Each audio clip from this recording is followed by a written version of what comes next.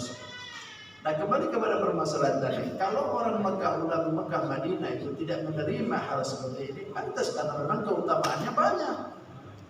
Sementara di kita, kalau kita ini tidak menerima dengan amalan-amalan yang telah diterapkan oleh para ulama, lalu amalan apa kita?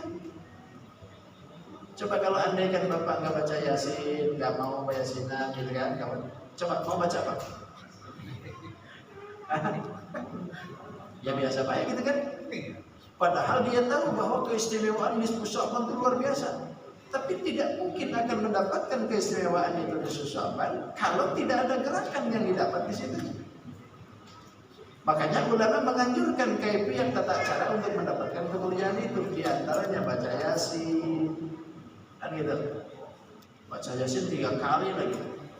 Biasanya kan sekali aja kita. Habis itu makanan. Ini 3 kali belum makan-makan.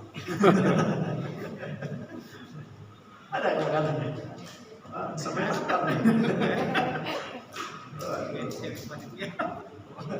Panitia nggak ada. Kalau nggak ada, ayo kita kemakan ke warung Padang sih. Sampai 3 kali ya. Pertama Yasin minta kuatkan iman Islam. Minta harus dikuatkan kita.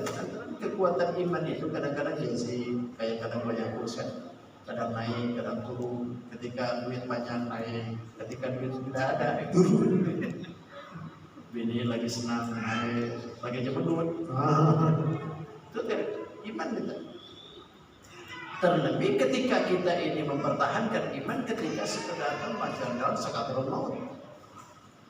Kalau tidak ada amalan untuk memperkuatkan keimanan, jelang sakatul maut itu lebih berbahaya. Karena innamal a'malu bil khawatim kan. Sesungguhnya peramalan kita itu tergantung daripada akhir. Kita baik dari awal, sementara pas akhirnya tidak bagus kan, ini kan satu hal yang harus kita hindari. Makanya minta ke Allah, ya Allah berkat setelah Yasin, kuatkan imanku sampai sakatul maut. Yang kedua, minta rezeki. Minta rezeki yang halal untuk ibadah, karena rezeki pun juga demikian juga kan. Ini menunjang juga. Kita bisa khusus sholat, rezeki ada, alhamdulillah. Coba kalau rezekinya mampet, sholat nggak khusus Pak. Pusing tuh duit nggak ada, minyak goreng susah. Ada.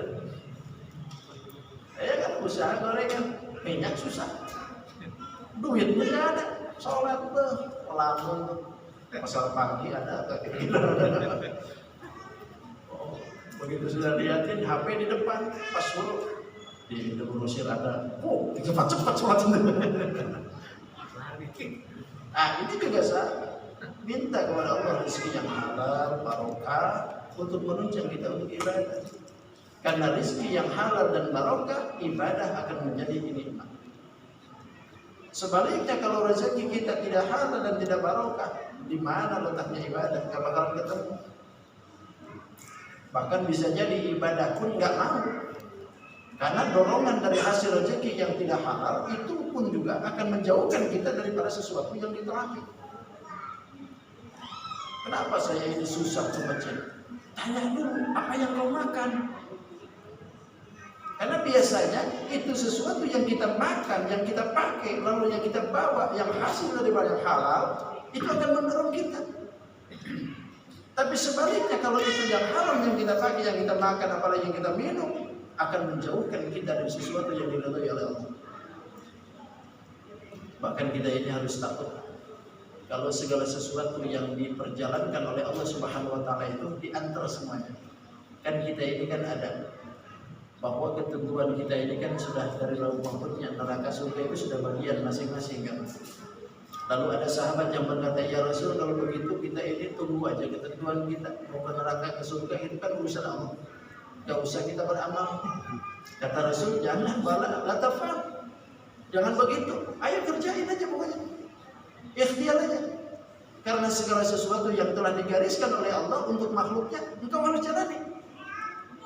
Bahkan kata Nabi, setiap perkara yang ketika Allah Subhanahu wa taala mentakdirkan kita menjadi orang yang bahagia, maka Allah pun akan mempermudah kita untuk melakukan perbuatan-perbuatan orang yang bahagia. Sebaliknya demikian juga. Ketika kita ini ditakdirkan oleh Allah menjadi manusia yang celaka, maka Allah pun akan mempermudah dia untuk melakukan perbuatan-perbuatan kafir celaka. Alhamdulillah subhanahu wa ta'ala. Tiba-tiba dorongan hati pengen ke masjid, pengen berjamaah, pengen sholat, itu dorongan untuk orang-orang yang bahagia. Lalu kita ngikutin itu, berarti secara tidak langsung Allah pengennya kita menjadi manusia yang bahagia. Tapi kalau sebaliknya, pengen judi kan, oh tiba-tiba duitnya ada. Pokoknya setiap kali mau maksiat ada aja. Mau judi duitnya ada. Mau zina datang pasangan. Mau mabuk ada yang ngirim. Pokoknya mau maksiat itu ada aja jalannya. Berarti Allah Subhanahu wa ta'ala akan mempermudah kita untuk menjalankan sesuatu pada sesuatu perkara perjalanan orang yang celaka. Na'udzubillah subhanahu wa ta'ala. Makanya minta rezeki yang barokah, halal, biarpun banyak nggak apa-apa, yang penting halal. Belajar sedikit halal, ini banyak sekali aja. Saya itu kadang-kadang begini, ya Roh, saya ini tahu harta itu titipan Engkau ya Allah. Saya suka begitu, tahu saya harta itu titipan, tapi titipkanlah yang banyak ya Allah, nggak usah sedikit. Sekalian aja titipkan yang banyak, nggak usah sedikit. Soalnya yang terakhir kita berdoa kepada Allah minta panjang umur, tapi jangan terlalu panjang umur Pak, repot ya panjang umur terus-terusan. Maksudnya umur yang ditentukan oleh Allah Subhanahu wa ta'ala agar senantiasa umur ini pun menjadikan kita senantiasa lebih dekat lagi dengan Allah. Jangan sampai kita dipanjangkan umur oleh Allah tapi malah jauh dengan Allah. Karena yang diinginkan oleh Allah itu panjang usia lalu banyak taat ke Allah, itu Allah senang. Tapi yang dibenci oleh Allah itu panjang usia tapi makin jauh dengan Allah. Karena usia itu penentuannya yang diberikan oleh Allah Subhanahu wa ta'ala bukan panjang atau pendeknya sebetulnya, tapi dipakainya. Karena kalau ketentuan Allah Subhanahu wa ta'ala itu umur panjang sekalipun, kalau ketentuannya itu ternyata tidak dipakai ibadah, tidak ada kemuliaan.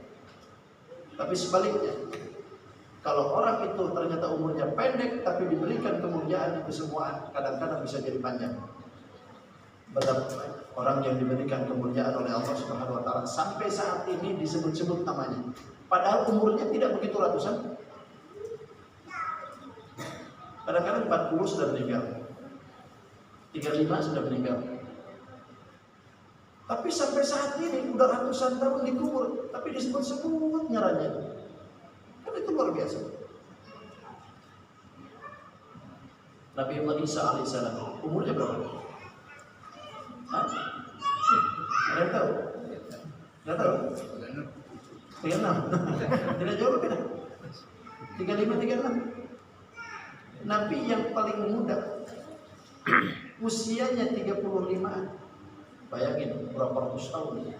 Tapi sampai saat ini namanya dipanjangkan oleh Allah Subhanahu wa ta'ala. Jadi umur itu bukan dari segi nominalnya, tapi dari segi dipakai untuk ibadah atau tidak. Berapa banyak orang yang panjang umurnya, habis panjang umurnya meninggal. Padahal baru aja ulang tahunnya. Jadi bukan di situ sebetulnya. Jadi letak panjang umur itu berapapun usia yang diberikan oleh Allah, tapi di dalamnya dipakai untuk kebaikan. Inilah yang kita doakan. Mudah-mudahan dengan panjang usia sampai sekarang ini, berapa tahun kita diberi oleh Allah, diberikan barokah umur kita. Sampai kita malam nisfu Sya'ban ini umur kita sudah berapa tidak tahu, Allah yang tahu. Maka ketika kita berdoa kepada Allah, mudah-mudahan selama umur kita sampai saat ini diberikan nilai umur yang barokah, sehingga ketika balik ke Allah Subhanahu wa ta'ala, umur yang sedemikian itu akan menjadi nilai tambah di sisi Allah Subhanahu wa ta'ala. Amin. Itu aja sih. Assalamualaikum warahmatullahi wabarakatuh. Waalaikumsalam. Pemanasan aja Pak.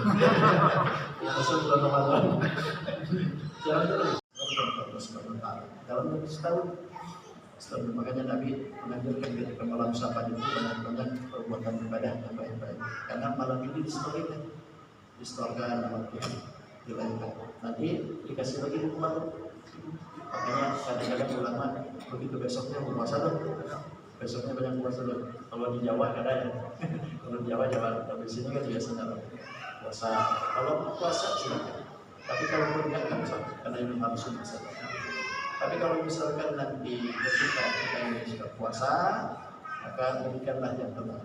Kalau misalkan nggak puasa, ya sesuatu apa yang bisa yang membuat kita ini amal catatan pertama menjadi kebaikan. Nanti setelah hukum pertama itu dikasih oleh Allah, datanglah Ramadan sebentar.